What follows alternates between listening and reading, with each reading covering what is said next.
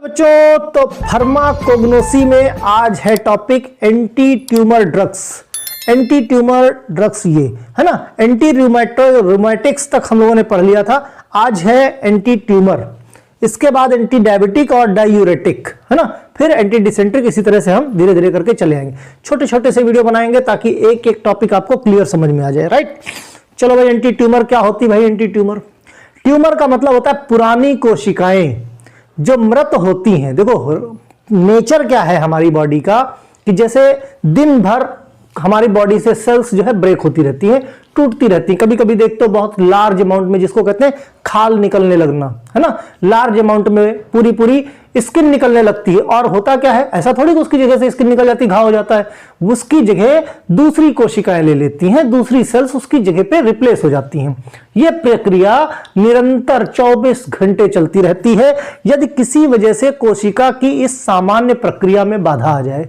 Normal जो procedure है cell division का, सेल डेथ और डिवीजन मींस सेल जाएगी, उसकी जगह पे दूसरी सेल आ जाएगी। अगर इसमें किसी तरह की कोई समस्या आ जाए और जो आने वाली सेल्स हैं वो बहुत ज्यादा हो जाएं, अनकंट्रोल्ड, पूरी बॉडी के किसी भी पार्ट में जो नॉर्मल सेल डिवीजन हो रहा है वो नॉर्मल ना होके अनकंट्रोल्ड हो जाए, मींस जहां पे 10 सेल बनती थी वहां 10,000 सेल बन जाएं, जहां 80 सेल बनती थी वहां 800 सेल बन जाएं, 8,000 सेल बन जाएं, 8 लाख सेल बन जाएं, तो होगा क्या, वहां पे फोड़ा टाइप का निकल आएगा, मींस कुछ उभार टाइप का निकल के आ जाएगा, है ना भाई। यहां पे मान लिया इस जगह पे यहां पे नॉर्मल 10 सेल बन रही हैं, मान लिया सपोज की पूरी इस हाथ में।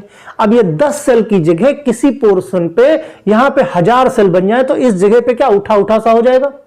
राइट, इसको और कुछ नहीं ट्यूमर बोलते हैं। ठीक है, शरीर में किसी भी प्रकार की उभरने वाली गांठ को ट्यूमर बोलते हैं, जो गांठ टाइप की बन जाती है ना, उसको क्या बोलते हैं? ट्यूमर कहते हैं। ट्यूमर क्या? अनकंट्रोल्ड सेल डिवीजन, है ना, एबनॉर्मल सेल्स बोल सकते हो।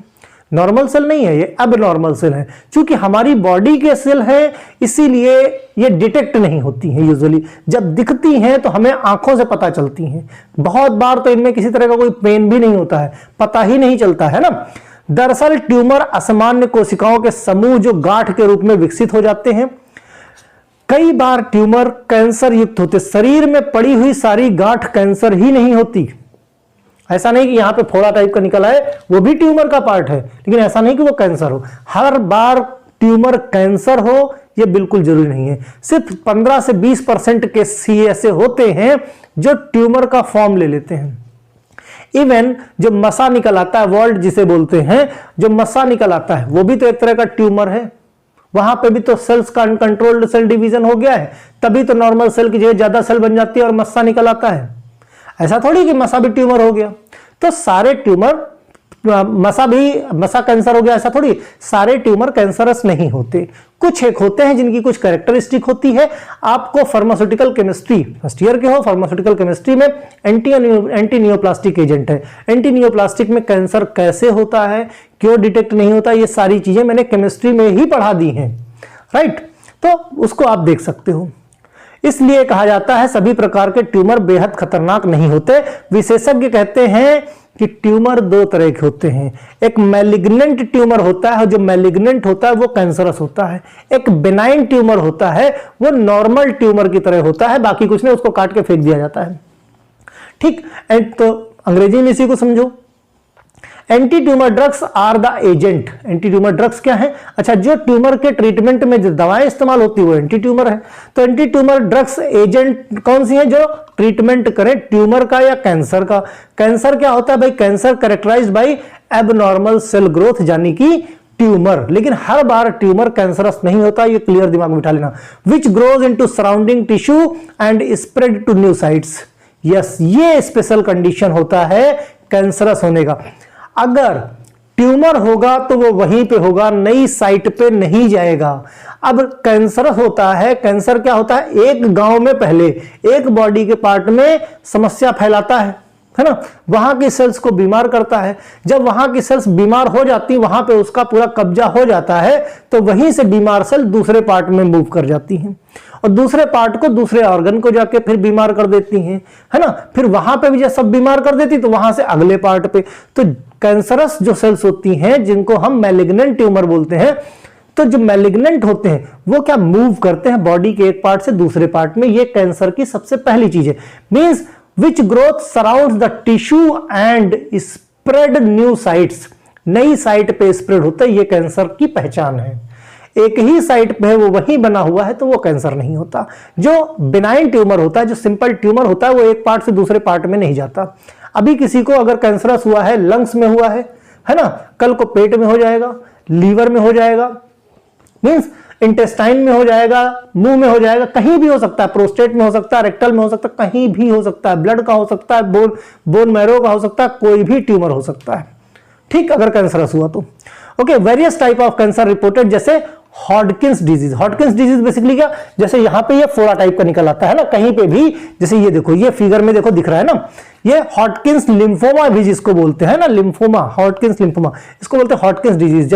जैसे ल्यूकीमिया हो गया, कैंसर ऑफ लंग हो गया, जैसे लंग का कैंसर देखो ये फोटो में है ना, ये लंग का कैंसर हो गया, ब्रेस्ट कैंसर हो गया, किसी को स्टमक में हो गया, ब्लैडर में हो गया, कोलन कैंसर हो गया, प्रोस्टेट कैंसर हो गया, टेस्टिकल कैंसर हो गया, यूट्रस कैंसर हो गया, स्किन कैंसर हो गया, बहुत तरीके के कैंसर होते हैं। ठीक, अब इन कैंसर को जो ट्रीट करने में दवा का इस्तेमाल होता है उनको हम एंटी ट्यूमर ड्रग्स बोलते हैं, जिसमें फार्माकोग्नोसी में हमको एक ड्रग पढ़नी है, दैट इज कॉल्ड कैथरंथस। और ये ऐसी ड्रग है कि मैं गारंटी लेता हूं कि अगर कोई हिंदुस्तान में रहा है तो ऐसा कोई नहीं है जिसने ये ड्रग न देखी हो।